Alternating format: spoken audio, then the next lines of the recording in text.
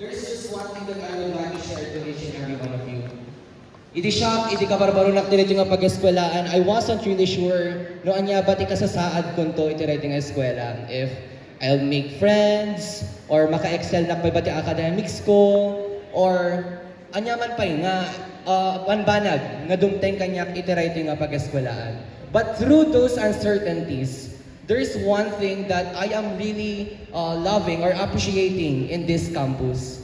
The personnels here, our administrators, our teaching staffs, our non-teaching personnels, our fellow students, they are really working and helping us in achieving the best potentials that we have. And that is one thing that I can assure all of you, that throughout your stay in this campus, as long as you are also willing to give your part, you will be able to achieve your fullest potentials.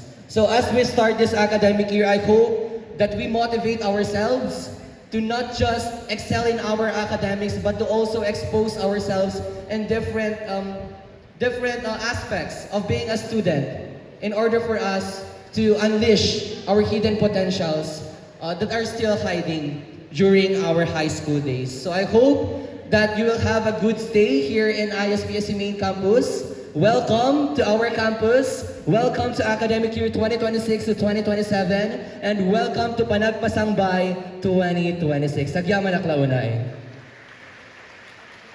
And at this juncture, let us hear the message of our Office of Student Affairs and Services Director.